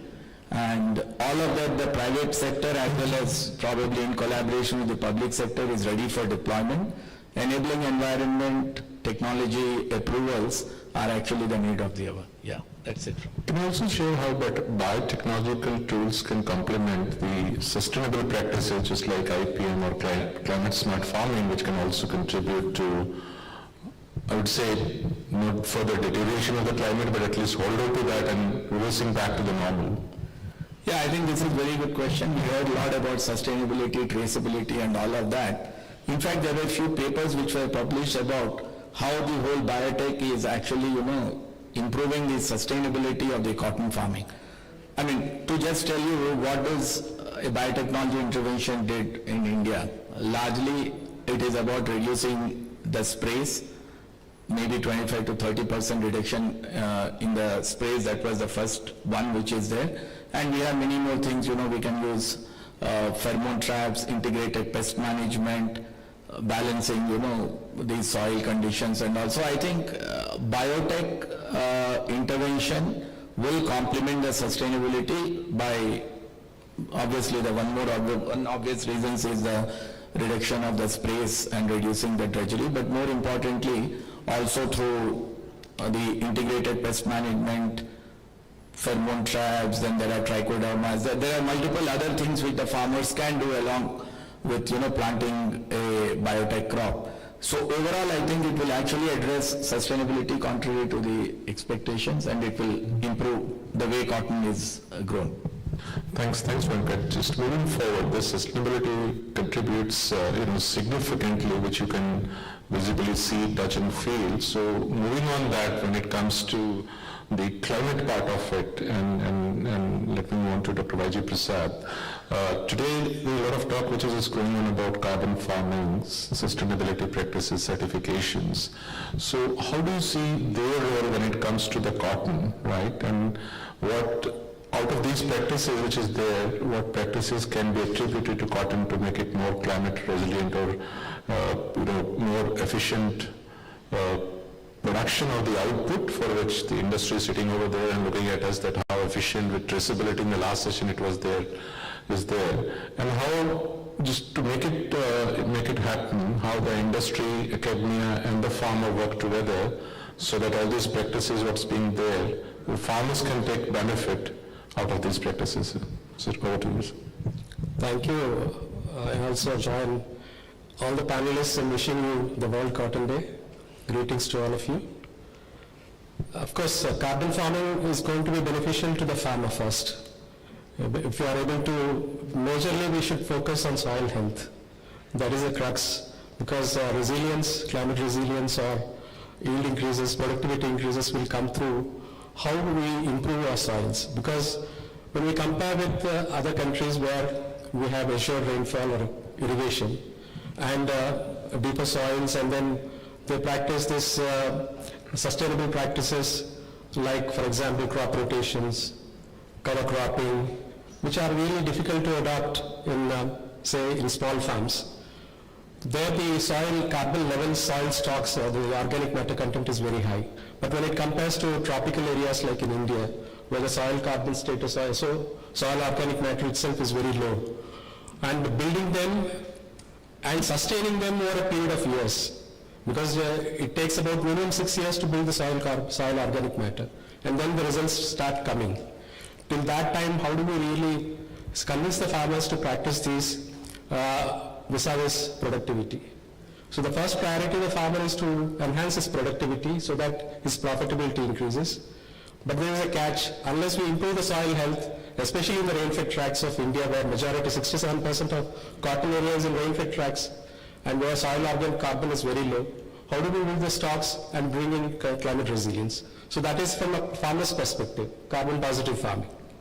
But the second part is about sustainability certifications. Again, these are again demand driven. Unless demand is there for these, the value chain is there, and there is an incentive for the farmer to practice, and whatever he produces through adopting the sustainable practices, unless it reaches the market, there is a chain of events that have to be taken care of, and that is how actually big brands, especially, for example, now about 7 million tons of identity cottons are produced annually. That is about 29% of the total world cotton production of 24 to 25 million tons is identity program. Cotton, specialty cotton that is produced according to ICAC. Of course, BCI is here. That is a major share. 69% of all identity cotton programs fall under the brand of BCI related MyBMP or ABR cotton from Brazil, Australia. All these are BCI related equivalents. And they are sharing, they demand the major share is there with them. But other, for example, Cotton Made in Africa or US Cotton Trust Protocol, some of the brands are there where actually their share is about 3 to 7%. Now we have, India has about the Kasturi cotton brand, Bharat. Now how do we really link it to the farms? There was a question in the first session also, how do we link it to the farms and how do we bring about traceability, transparency and sustainability certification, because standards have to be there and these have to be local standards which are aligned to the global standards. How do we do that? And our farmers' number is so high, our record keeping is so low, and it's all about social, environmental, economic parameters. For example, my VM programs involves about 400 parameters that have to be measured, reported and verified. How do we do that? In a country like, in a small farm oriented country like ours, and where bookkeeping is very low, how do we do that? And what is the incentive for the farmer to do that? So this is a very serious question. Of course, it's in another 5-6 years, most of the cotton that will be sourced will be ethical sourcing and then certified sourcing. We need to shift it, otherwise we lose the competitiveness. Thanks, Dr. Prasad, and I think it requires a community, collective and collaborative approach, like, if we need to attain those certification standards over there. And once it is being done, I strongly believe that will also open an additional source of revenue for the farmers who is practicing the hygienic practices, sustainability certifications and so on and so forth over there. Thanks, Dr. Prasad. Some part I missed it. Please. I would like to say, for example, how do we really, many things have been covered. I don't want to repeat these the points that have been already covered. I would like to talk about an action plan. For example, in the morning session we heard in the inaugural session that India produced in 2013-14 about 398 lakh bales. And now the current production is about 300 lakh bales. When we talk about national average productivities, we stand very low. But as a country which has 12.5 million hectares, and we produce about 315 lakh bales now, and we are meeting 90% of our consumption domestically. But how do we really, where did that 100 lakh bales go? Between 2013 and 2024, where that 90 to 100 lakh bales has gone. And much we can say that because we are mostly a rain-fed producing country, and then our pest and disease outbreaks are much more than elsewhere, and our agronomy, precision farming techniques are very low for adoption, mechanization is very low, micro-irrigation is very low, and carbon building activities are very low, like cover cropping or mulching. How do we really build that gap between this, the highest that we achieved and the lowest that we are experiencing now? The gap between the supply and demand. How do we do that? I have 1 or 2 points to ponder, share with you. That is, can we adopt, really identify, at CACR, we analyzed about 153 cotton growing districts and categorized them as most efficient, inefficient and least efficient based on soil type, based on productivity, based on spread of area. We categorized districts into high producing, high area, high productivity, low area, low productivity. Like that we have categorized. Now can we focus on converting some of the efficient districts into most efficient, some of the inefficient districts to efficient districts? That way we will be able to bring in some productivity increases and production increases. That is one strategy that we can have. Second strategy, which most of us panelists and in my earlier sessions also said, is that we need to work towards cluster-based approaches where some institutional mechanisms are there for mechanization, custom hiring, and facilitation for precision agronomy, bringing all the players, input industry together, machinery industry together, and how do we take it forward in an integrated fashion? That is one approach that we can try to do it. For example, we talk about large farms in Australia and Brazil, but there are small farms in China, for example. How 0.4 hectare is the average farm size in China? How they are able to do it through achieve this mulching, micro-irrigation and mechanization. These three factors which they are being able to achieve through cooperative approach. 40 to 50,000 cotton clusters at the prefecture level, at the panchayat levels. They are able to come together, engage service providers, and collectively they are able to reduce their costs as well as increase the productivity to 1800 kg yield per hectare. So that kind of approaches, unless we think differently and whether we can do it, we can do it. We can do it in a pilot mode in identify those states where some districts where we can really produce additional 50 lakh bales in the short term and 100 lakh bales in another 5 years. That is the way to go forward in my view. And that will actually bring in climate resilience also, and also productivity increases, profitability earner. Every stakeholder of the cotton value chain is complaining. How do we address that? Thank you. Thanks, Dr. Prasad. I'm sure a lot of people who know Dr. Mai must be waiting for him to listen.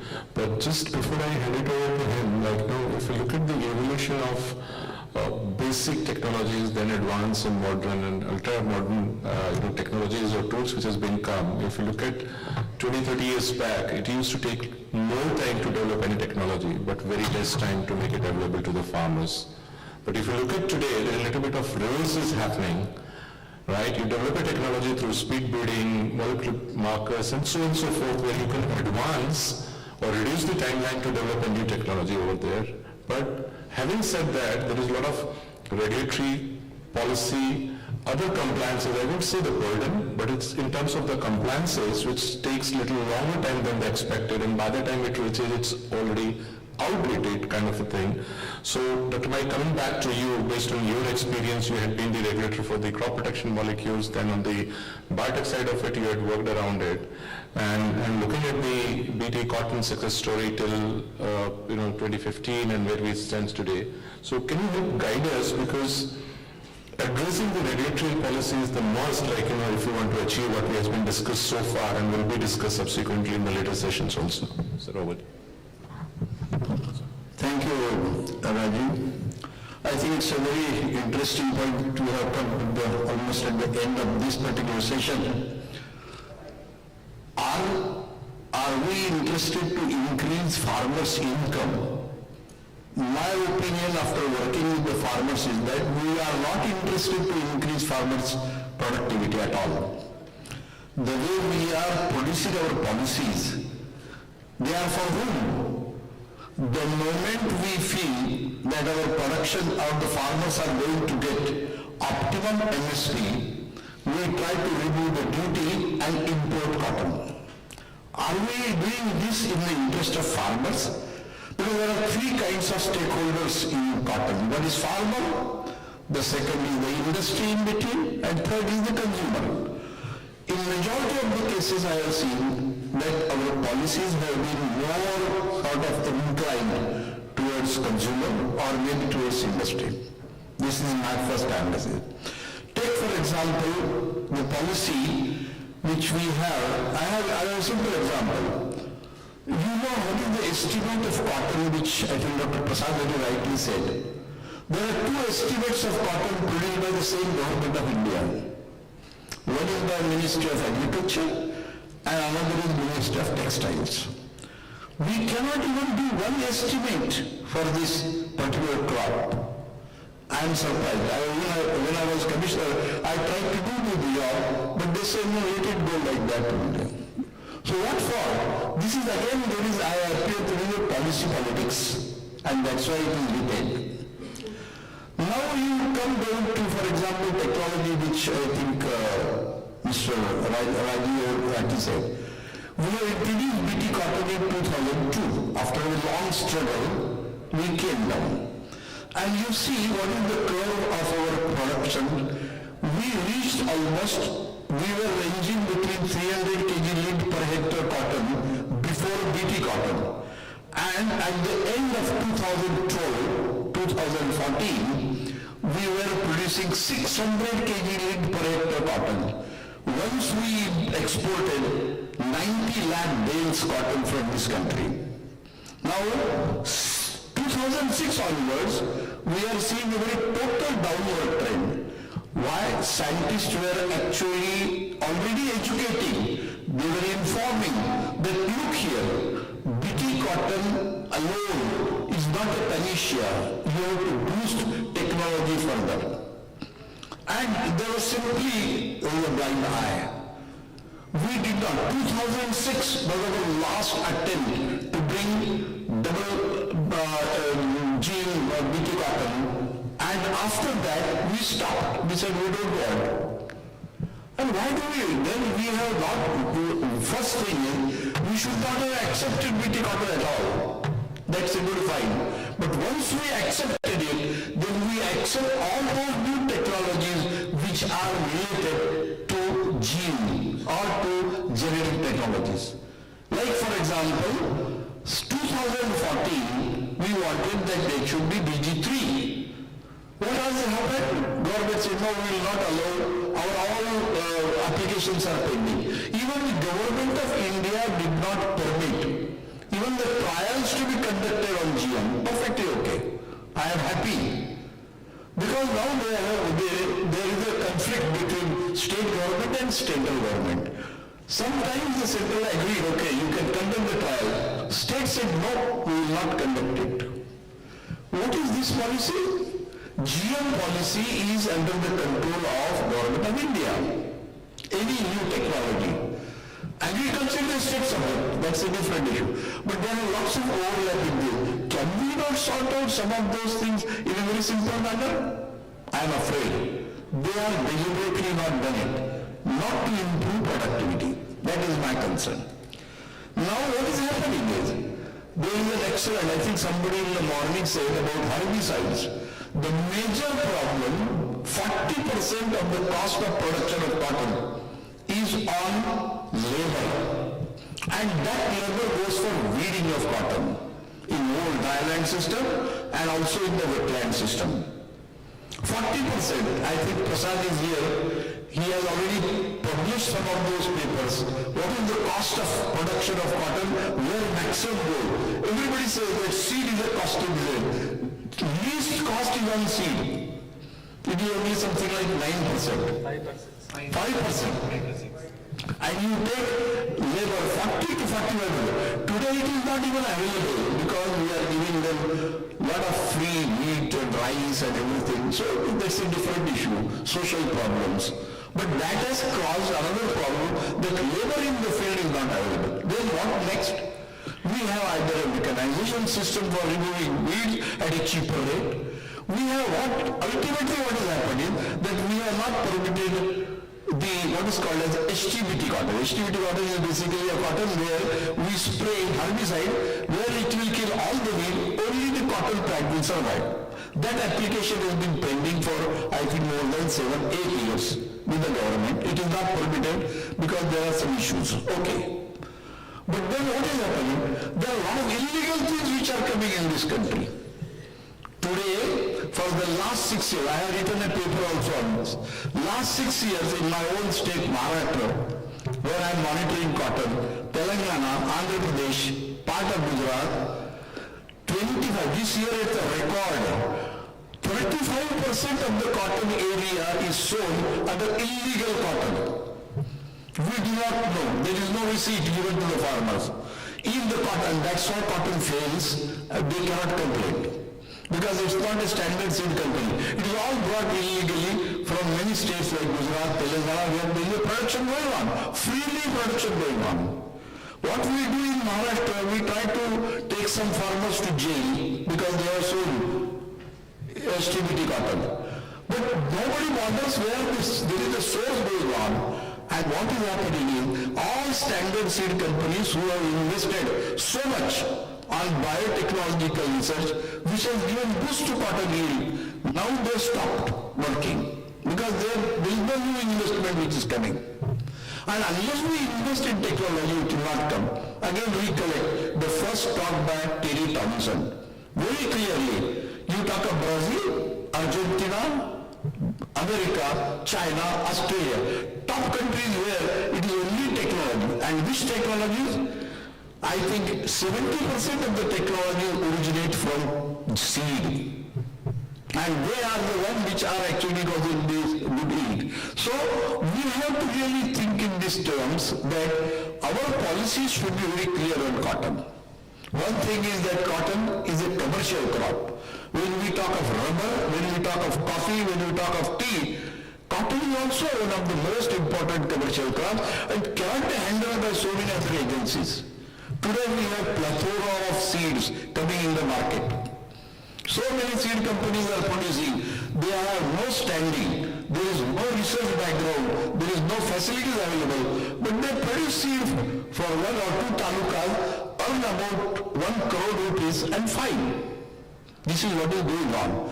We have been telling government that this has to be stopped. Cotton is a very important crop where we cannot sow a long duration cotton in a dry land situation. I think Dr. Prasad has written, when we talk about LDPS, we need something which are short duration and under dry land situation. 63% of the cotton grown in this country is under rainfed situation. So naturally, we have to have generate technologies which are essentially for those rainfed situations. So these are some of those very important things. Now he has also raised one very important point regarding the soil amelioration. Cotton needs very specific kinds of nutrition which has been lost over a period of time. There are also policy issues involved. Now there are large number of products, bioproducts, which can really boost the uptake of nitrogen, phosphorus and other elements, even microelements. We are not permitting them. We said you go for trials. Our regulations are such that we always look into negativity, where instead of that we should think of positivity, and unless we improve that, I don't think we will be able to get. And by the time the technology comes, as he has very rightly said, by the time we think now of STBT, actually it is already outdated. So new technologies are coming. Now we are talking about genome. Everybody has said genome editing. We have already a lot of say drum beating made when we released 2 rice varieties under using the gene editing technology. What is the ultimate result of that? Do you know those varieties are permitted in this country yet? There is a lobby which said that we don't want that. Already there is a lobby which says that no, we will not permit them. They may be very good, but we don't want that. So basically I think if you decide, we want to decide that we would like to be poor, then there is no question of making you rich unnecessarily. I think this is my philosophy about behind all these things. So there are some deliberate attempts in the entire policy system where we don't want farmers to produce more yield. Do we don't want farmers? We will say that we want double their income. Perfectly okay. But we will never allow them to have their double their income because then they become a force. They become educated and they become a problem in their entire system. So, as our leader Sharan Joshi used to say, that we have absolute zero freedom of using technology in this country. He says, let my farmers have a freedom for using technologies, selecting the technologies. If you are interested in the organic, perfectly okay. You do best possible way. If you are interested in chemical farming, do it in the best way. But don't cheat. Today, Akeda has produced data. I was surprised. Probably you must have already read that Indian cotton, 95% Indian cotton is BT cotton. They say in India, 50% cotton is produced organic. I think it's shameful that we have to see such words. When 50% India, 95% cotton area is under BT cotton, and we say 50% cotton produced is organic? How can that happen? I said something wrong. Basically, we have to look into it. Otherwise, I tell you, farmers have excellent ability to produce. I have seen our dryland farmers producing 20 quintals of cotton. 20. I think Prasad is also done. I will give them 10 names of those farmers who are producing high yield. And they are happy. They have constructed houses. But we don't allow everybody to do that. That is a problem. Thank you very much. Thanks, Dr. Mai, for raising pertinent issues, and I think collectively we have to find the solutions if you want to go close to the 70% of the theme over there. Although I've been advised by the organizers that we have to close, but to be fair with the audience, we can still take 2 or 3 quick, specific questions. Yes, sir. So I have a question on GOT, and Dr. Mai, hopefully will benefit farmers, link-based marketing. The question is, I know there are a lot of top 3 companies sitting here. How do we increase the GOT? How do we increase the GOT of Indian cotton? I'm given to understand that higher GOT may improve the lint yield by about 100 kgs. That's question number 1, sir. And the second question is more toward to Mr. Shukla and to Kasturi. By reducing the trash at ginning factories, thereby giving the ginning factories a slightly better price, does it help the spinning costs and the maintenance costs as spinning mills? Is it cheaper to remove the trash at the ginning or at the spinning, which may give a push to Kasuri cotton and trash below 2% with the lint cleaners and all the machines that you mentioned? First question I will answer that related to how to increase the ginning outturn of Indian cotton and how to link this ginning outturn with lint trading. So if we have to increase the ginning outturn of Indian cotton, the only way out is that we should not allow any seed to be marketed which is having less than 40% ginning outturn or some certain benchmark level, because testing of ginning outturn at ginning factory is impossible. It cannot be done because it requires minimum half an hour time in testing the cotton, and it is coming, suppose the 10 quintal cotton is coming, it will be shown from the 5 CITI companies. So no question, we cannot test it. So only thing is that we have to actually allow only seeds that cultivation. In Australia, any cotton having less than 42% GOT will not be allowed to be released. Similarly, in USA also there, Brazil also there, same practice has to be followed. That is the first question, answer to your question. Second question you have asked that whether spinning mills will be benefited if less stress is there, whether ginning factory whether this cost will be less in reducing the trash content in spinning and ginning. And I am telling you, sir, if trash content is less, then definitely the spinning mill is going to be benefited, because nobody wants to pay for the trash. Trash is, suppose cotton is 150 rupees a kg. If trash is less than 1% less cost will be there. And certainly if 100 bales are having less than 2% trash content, spinning mill will be benefited a lot. And it is easier to remove trash from ginning factory than spinning mill. Thank you. Thanks, Dr. Shukla. One final question, because 2 questions have been already asked. I'm sorry, and then we have a time during the lunch break also. The backside. Sir, 1 minute. There is somebody Sir, back. 1 minute. Sorry. No, because they will not get chance otherwise. They are too back. Dr. Sir, 1 minute. I want to add something to what Dr. Saab said. See, in the interest of the textile industry, we are all talking that asking for 40% GOT. We are very happy as a seed industry, input industry, we are very happy to contribute to that, and we are very much prepared for that. While the challenge comes for the farmer, I am speaking on the farmer side. The farmer, how he is going to be compensated for that 40%? If that is answered, we are all ready for it, sir. The material is available, genetics is available. We have got genetics which can contribute 40%, which is definitely is the need of the hour for increasing the productivity. While the farmer's interest should also be taken care of. If a solution is found in that direction to compensate the farmer, while Dr. Saab said Australia and America only allows 40%. They also pay in terms of productivity of mint, not in terms of cotton, seed cotton. So here the whole system is on seed cotton. That is a challenge for us. Otherwise, we have always been thinking about increasing the percentage, but the challenge comes from the seed cotton trade. That is the problem. So we are definitely interested in supporting that initiative. Rebuttal that there is misnomer and confusion that farmers don't get based on the ginning percent. It is 100% farmer get price based on the ginning percent. We know that in ginning factory, how do they operate? They first calculate that how much raw cotton is required for making one candy, and based on that prices are fixed on daily basis. If you increase the ginning percentage from 35.4% to 40%, the cotton prices, which is 61,800 rupees candy per today, based on the MSP, will go down to 3,800 rupees.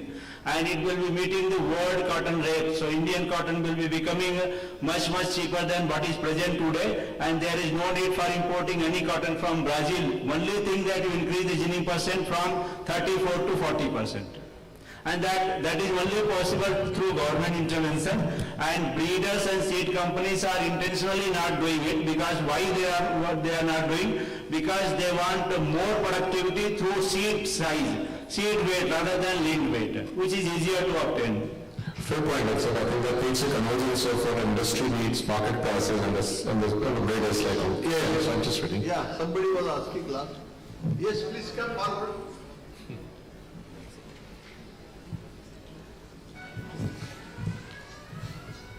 So obviously we talked about many problems with the, am I audible?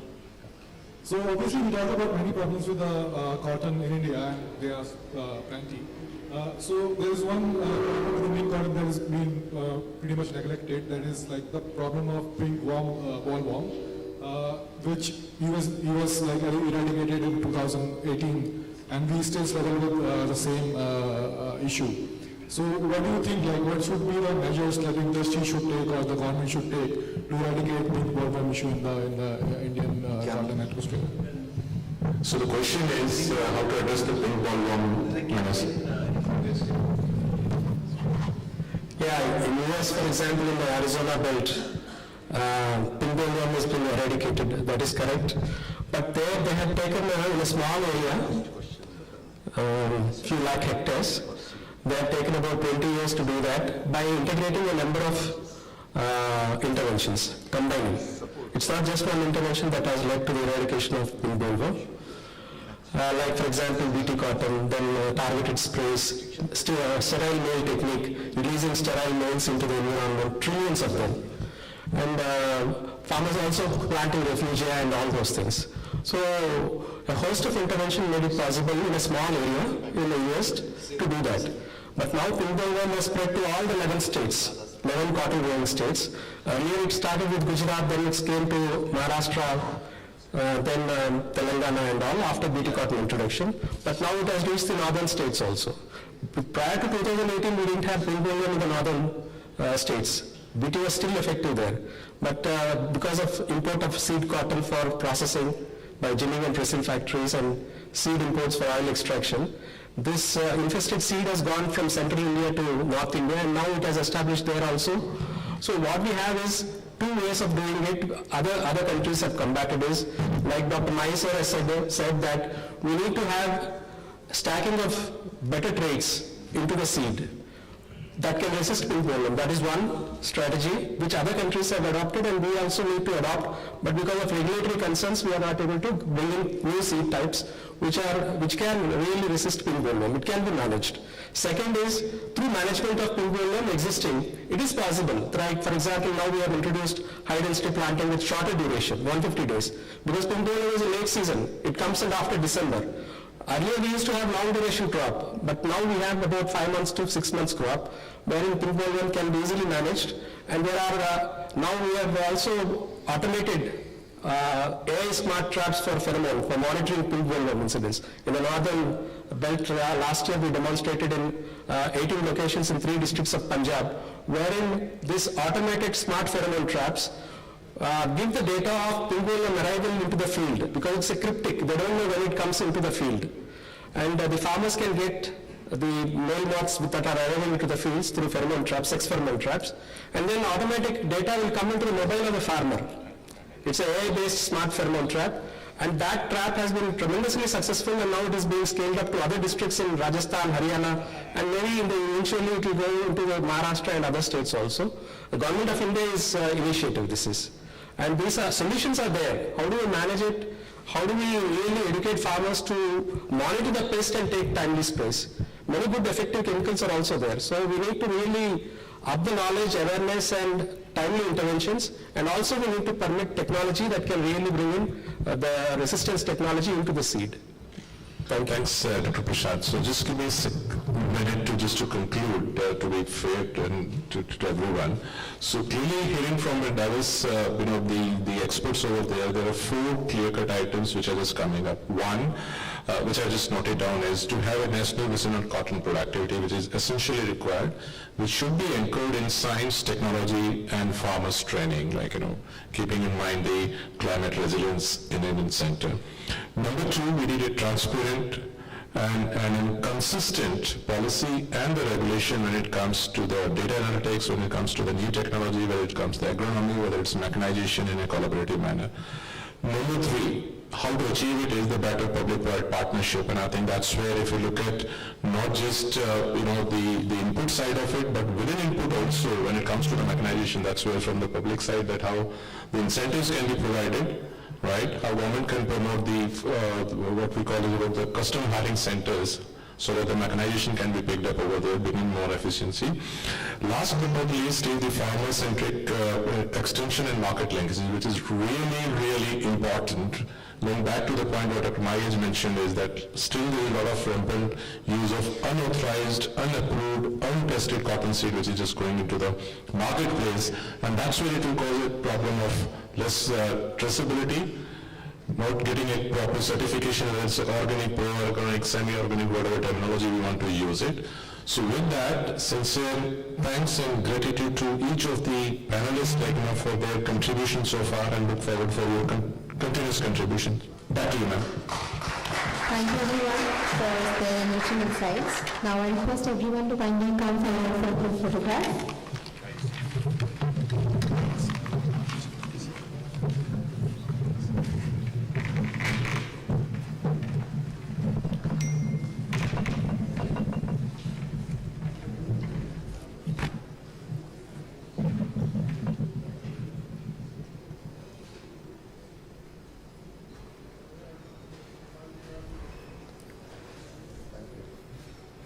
So this concludes our session number 2 here. Now we will break for lunch and reconvene at 2:30 p.m.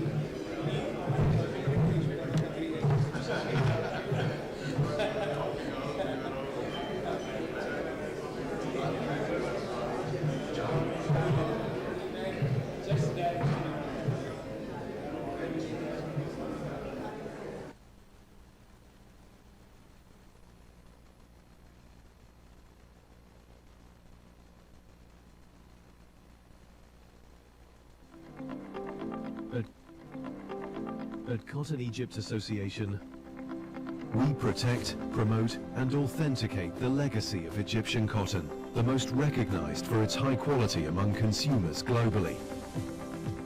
With an exclusive partnership with Bureau Veritas, we preserve the authenticity of Egyptian cotton products. Our licensing program adopts traceability with total transparency, along with DNA testing to guarantee 100% Egyptian cotton merchandise. Cotton is more than just a crop. It's the golden thread woven into India's history, culture and economy.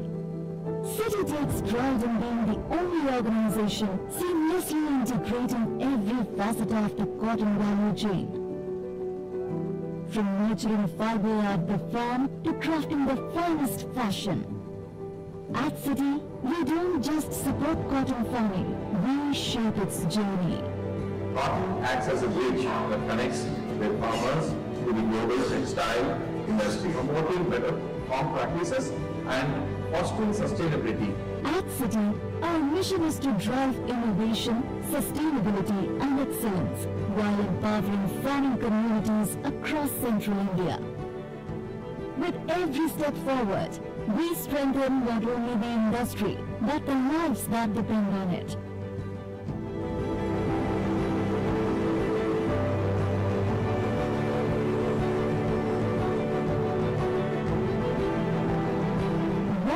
Through redefining this journey is the high-density planting system, an advanced method that maximizes land use. This approach allows farmers to grow smarter, ensuring greater efficiency and better returns. We also champion extra long staple ELS cotton, a premium variety known for its superior fiber quality and strength. With ELS cotton, farmers command better prices globally, ensuring higher incomes while meeting domestic and international textile standards. मेरा नाम प्रवीण चरकोटा है। CTC और सहयोगी संस्था से हमको training के मार्फत से बीज किस तरह से चयन करना चाहिए, हमको उन बीजों का सही समय पर चयन किया और उसका कौन सा बीज करने से अपने को ज्यादा फायदा होगा, इसके बारे में हमको Empowerment too is at the heart of our mission. Women like Abha are leading the way, adopting sustainable practices, enriching the soil and improving household incomes. पहले हम जो खेती कर रहे थे तो उसमें खर्च बहुत ज्यादा बढ़ रहा था, और जब हम घर पे खाद और दवाई बनाने लगे तो हमको जो पैसे जो खर्च हो रहे थे वो हमारे बचने लगे। और मेरे गांव में ये है कि बहुत से बच्चे स्कूल जा रहे हैं, अभी कोई घर पे नहीं रह रहे हैं। At CITI, empowerment extends beyond agriculture in partnership with the International Labour Organization, ILO. We uphold fundamental principles and rights at work, FPRW, ensuring farmers understand global labour standards, fair treatment and freedom of association while eliminating child and forced labour. जो market का जो खर्चा वो हमें बहुत कम करना पड़ा, वो महंगा जो खाद लाते थे उसको हमने बिल्कुल कम कर दिया। The duty of CITI CDRA to bring the partnership of the textile mills and the farmer strong.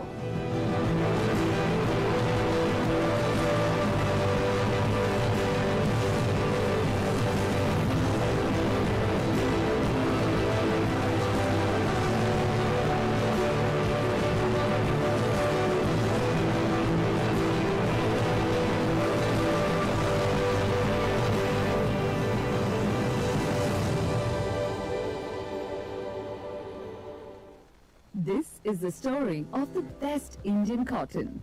Kasturi Cotton Bharat is a joint initiative of the Ministry of Textiles, Government of India, the Cotton Corporation of India (CCI), and the Cotton Textiles Export Promotion Council (TexProCil). Kasturi Cotton stands for three powerful ideas: consistent high-quality cotton that the world can trust, 100% traceability through the indigenously developed blockchain and QR code-based platform, KC Track. It connects all stakeholders from farm to fashion. Sustainability, long-term environmental and economic viability of the cotton industry. Kasturi cotton is a specification-based standard with robust standard operating procedures and close monitoring. Sampling is done by NABCB accredited certification bodies and testing by NABL accredited laboratories.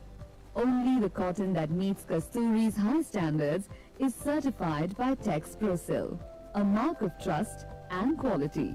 But this initiative is not just about cotton. It's about people. For farmers, Kasturi cotton means happiness, that their work is valued. Trust that they'll get better prices. Kasturi Cotton works with local farmer producer organizations at the ground level to guide farmers in better, smarter, sustainable and more profitable practices. For the ginners, it means better market value. For the spinners, it means less trash, less wastage and more efficiency. For the processors, it means assured supply of high-quality cotton end products. For the manufacturers, it means quality, sustainability and full traceability to meet the demands of the global supply chain. We ensure women are part of this journey too. They work, grow and lead just like the men.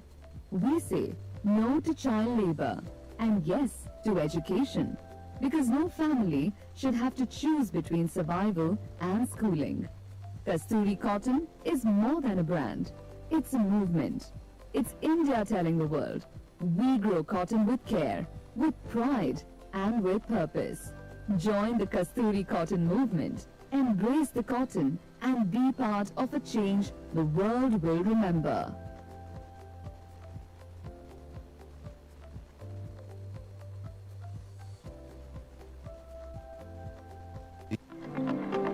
At Cotton Egypt Association, we protect, promote and authenticate the legacy of Egyptian cotton, the most recognized for its high quality among consumers globally. With an exclusive partnership with Bureau Veritas, we preserve the authenticity of Egyptian cotton products. Our licensing program adopts traceability with total transparency, along with DNA testing to guarantee 100% Egyptian cotton merchandise. Cotton is more than just a crop. It's the golden thread woven into India's history, culture and economy. CITI takes pride in being the only organization seamlessly integrating every facet of the cotton value chain. From nurturing fiber at the farm to crafting the finest fashion. At CITI, we don't just support cotton farming, we shape its journey. Cotton acts as a bridge that connects the farmers to the global textile industry, promoting better farm practices and fostering sustainability. At CITI, our mission is to drive innovation, sustainability and excellence while empowering farming communities across central India. With every step forward, we strengthen not only the industry, but the lives that depend on it.